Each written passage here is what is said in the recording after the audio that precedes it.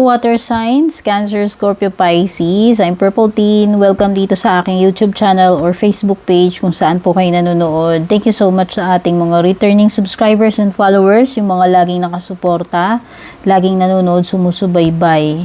At kung bago po kayo dito, don't forget to subscribe sa aking YouTube, like and follow na rin po yung aking Facebook.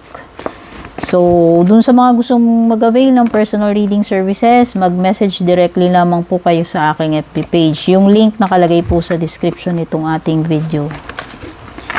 So, ito yung silip, water signs, Cancer, Scorpio, Pisces, sa kung ano yung mga possible na paparating sa iyo ngayong January 15 to 21. Ayan, nagtalunan yung mga cards natin. So, pupulutin ko lang po muna. Ayan. Yan lagi pag nagbabasa ako lumilipad sila minsan, konti lang. Minsan halos lahat. Ayan.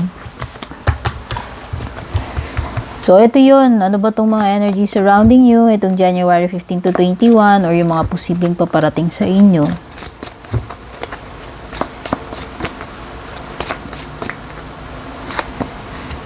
Meron kang Caterpillar, water signs, correction.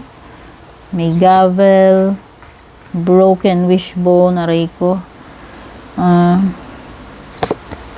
Sunrise, skull, hand, diamond, at yoke.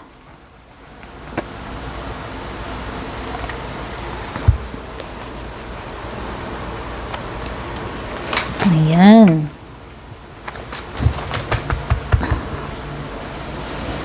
Nako, so may Caterpillar. Hindi laging ganito yung sitwasyon mo, water signs. Yun yung nire-remind sa iyo ni Caterpillar. So, expect na may pagbabagong paparating. Ayan. A change is coming. So, kung hindi maganda yung nararanasan mo ngayon, yun nga, so, nire-remind ka niya na huwag kang mag-alala. Things will not always be this way. So, ayan. Expect mo na may pagbabago. No? May pagbabago or mga pagbabago. Depende kasi. Meron ding involvement with the law. Kung ano man ito. Legal matter. Kung ano man yung tinutukoy dito. Ayan. Sana hindi naman yung mga kaso-kaso. No? Basta may mga legal matters to come. Or pwede kang masangkot sa mga ganyan at merong mga wish na hindi matutupad para sa iyo itong third week, ayan. So, pwedeng ito ay disappointment para sa iyo kung hindi natupad yung gusto mong mangyari, no? Mapapabuntong hininga. And meron kang sunrise, new creative ideas, new ventures, fresh start. Pwedeng iba sa inyo dito makakapagsimula kayo uli. Bagong career, bagong projects, bagong relationships, friendships, etc. Meron kang may sisimulan ka. Ayan, ang daming creative ideas itong third week para sa iyo. And merong mga hidden secrets dito that can harm you. Kung ano man itong mga sinisikreto mo, water signs, huwag mo itong sarilinin kasi baka ikapahamak mo to. Lalong-lalo na kung may mga nararamdaman ka sa katawan mo na sinisikreto mo, hindi mo sinasabi sa mga kasama mo or family members mo. So, yan ha, tandaan mo na mag-ingat ka at huwag mong sikreto yan, baka ikapahamak mo yan. Meron ka rin ditong hand, in need of help, assistance, and guidance. Naku, baka yung iba sa inyo dito, malalagay kayo sa sitwasyon na alanganin, nakakailanganin nyo ng tulong. Financial man ito, hindi. Ayan guidance Hindi lang siya about material, financial. Iba, pwedeng iba. Pwedeng iba sa inyo dito nangangailangan ng supervision or tulong ng family members. Yun yung nafe-feel ko. Sila yung magagabay sa iyo, magsasabi, tutulong. Kung ano man itong problem mo, kaya dapat sabihin mo sa kanila yung problem mo. No? Tandaan mo yan, water signs, para hindi ka mapahamak ha. Ayan, 2 card, magkasunod. And meron kang diamond. Wow, may matatanggap kang gift. Precious. Pwedeng material, pwedeng hindi. No? Ang mga precious, hindi lang naman material. So, ayan. Expect mo na may marireceive kang something na precious itong third week. At, yoke. Feeling tied down, frustrated. Yung iba sa inyo, yun na nga, may disappointment na nga rito dahil may hindi matutuloy or matutupad na gustong mangyari. Tapos yung iba, yun na nga, mapufrustrate pa kayo kasi meron ditong parang sitwasyon na feel na matatali kayo. Okay? May matatali dito. Or postponement, delay. Pwedeng yun yung ikaka-frustrate ninyo. Tingnan na natin when it comes to your love life.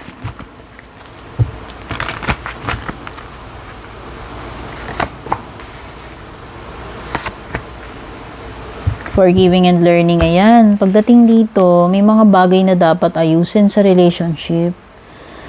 So, siguro magkakaroon kayo ng forgiving and learning kung i-release ninyo yung past ninyo. Ayan.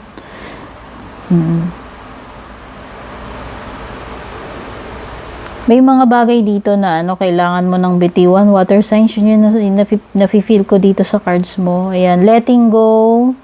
Releasing the past, healing. Kasi kapag hindi mo binitiwan itong mga to, kung ano man yung mga dapat mong i-release na yan, hindi ka makaka-move forward.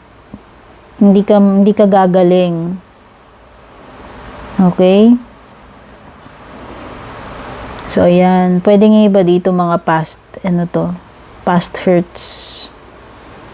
Okay? Kung iba naman, yung iba, pwede nga na-encounter nyo kung nagkakaroon kayo ng mga problema ngayon sa sitwasyon ninyo, sa relationship ninyo, pwedeng meron ditong masyadong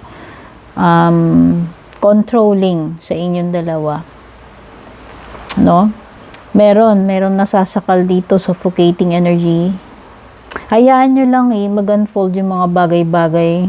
Baka lalong naaano yung partner nyo, yung asawa nyo, yung jowa nyo, pag pinangungunahan nyo siya. So, pwede may mga ganyang issue dito. No? May mga times na, na the more na binubusisi natin or masyado tayong mahigpit, masyado nating kinukulit, lalong nagiging worse yung sitwasyon So, yan, may mga bagay na kailangan luwagan natin yung grip natin. Ibig sabihin, hayaan lang natin. Hindi naman sinabing hayaan mo na forever. No? Siguro, luwag-luwagan lang natin. Yung kung masyado tayong controlling, yan, ito yun. So, yan, baka nagkaka-issue kayo. May mga control issues pagdating sa relationship. Yung iba, yung iba. So, take only what resonates. At tignan na natin pagdating sa career, business, or financial ninyo. Uy, may insurance dito. Gemini Libra, Aquarius. May insurance dito, water signs. Water signs. Ano ba to? Meron ba kayong claims? Insurance claims na hinihintay? Ayan, pwede yung iba, mag-start pa lang kayo ng insurance or baka yung trabaho ninyo related sa insurance, baka ahente kayo, nag-aalok-alok ba kayo ng insurance, ayan. So, either ikaw na naghihintay ng insurance claims, application, or mag-i-start pa lang ng insurance mo, or ikaw yung nag-aalok mismo, yan yung trabaho mo, no? Or baka may mga alok sa iyo ng insurance, no? At may mga deadlines dito. So, deadlines ng mga trabaho or deadlines ng bayarin. Sabihin na natin. Kasi, yan pwedeng pwedeng deadlines ng mga trabahong ginagawa mo or may mga malapit ng due date na mga bayarin mo, So, yan. Tignan na natin yung iba pang energies gamit yung ating tarot cards.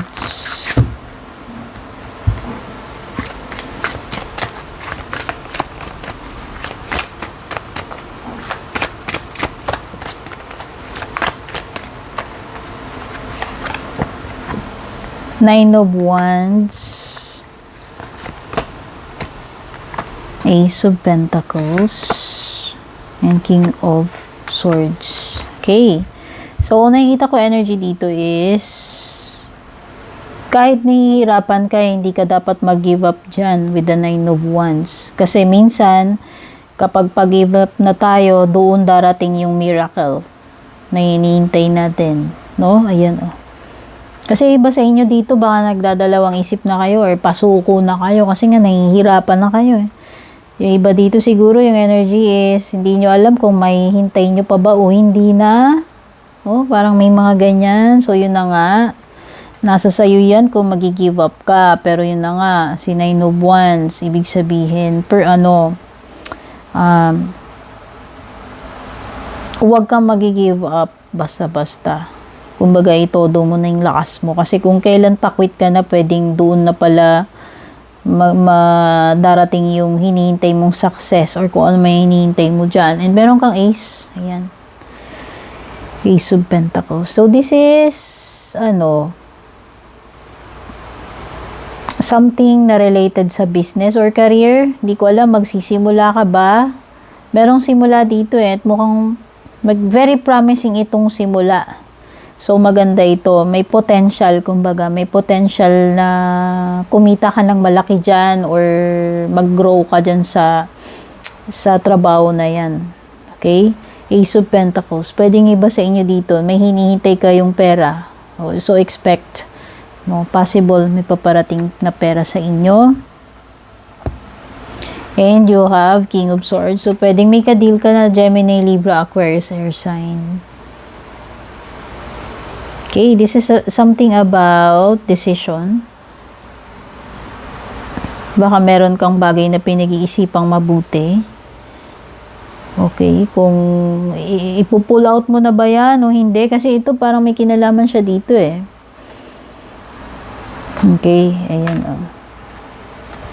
So, yung iba siguro sa inyo dito, halimbawa pumasok kayo sa investment. So, pwedeng nagiging na kayo, wary kung ano ba to. Pagpapatuloy ko pa ba itong ginagawa ko? Pagpapatuloy ko pa ba itong pinasok kong negosyo, investment na ito? Worth it pa ba? Kikita pa ba ako? Darating pa ba yung time na yun? Ayan. So, yun yung pinag-iisipan mong mabuti. Okay, yung iba dito, nag-iisip kayo ng strategy kung ano yung pwede nyong pasukin na may dagdag income, no? Pwede nga iba sa inyo dito, nagpaplano kayo, pinag-iisipan yung mabuti kung papasok kayo sa negosyo. Or, yung iba pwede nga pinag-iisipan nyo rito kung lilipat ba kayo ng company, tatanggapin mo ba tong job offer na ito or mag-a-apply ka sa iba, yan, yung mga ganyang bagay. So, meron kayong ina-analyze na mabuti rito, na may kinalaman, connected siya sa trabaho or pagkita ng pera. And for your closing message and advice, water signs.